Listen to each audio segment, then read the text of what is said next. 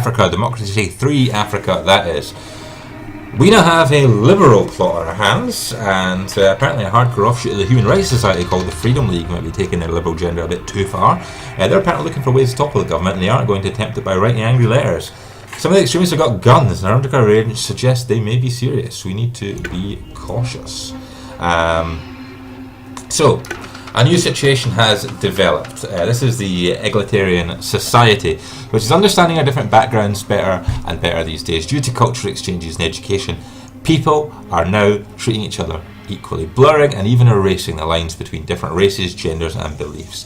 Living in such a society makes our people very happy and less likely to cause harm to others. This has lowered racial tension. This has increased equality and increased education. The effects are an increase in happiness for everyone.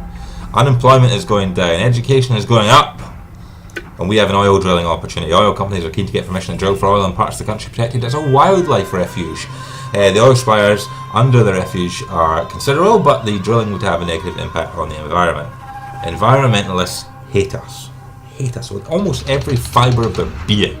I feel that it would be very, very unwise to allow drilling, so we're going to prevent it.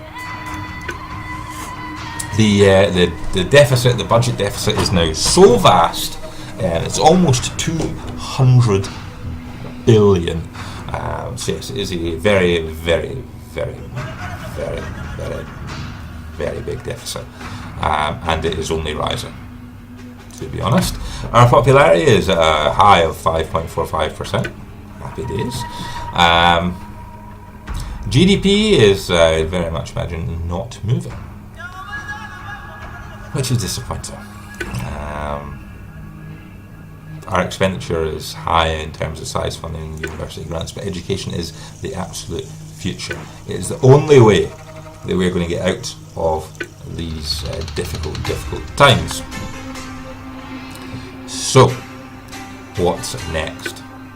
Well, let's get some technological colleges. There are specialist schools with a focus on computer literacy, biotechnology and similar subjects, and the state-run colleges receive special funding from central government in order to encourage a greater level of technological literacy among the workforce. Again, increasing this increases education, increases technology, happy in our state employees. I'm pretty happy to put that to good use.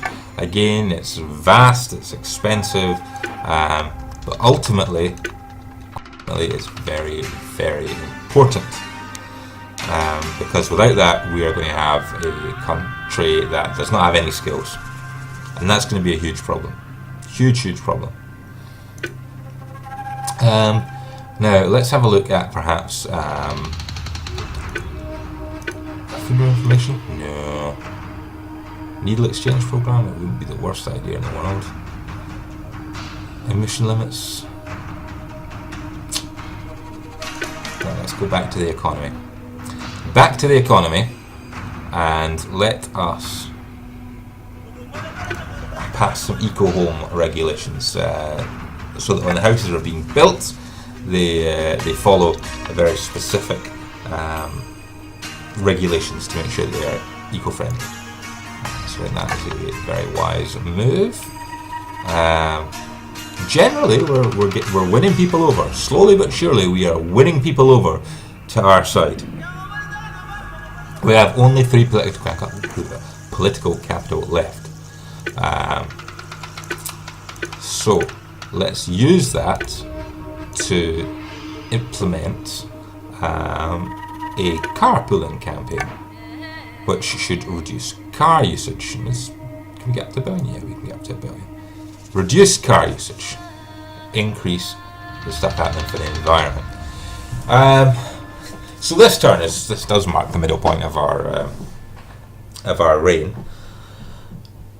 I think that the popularity is increasing.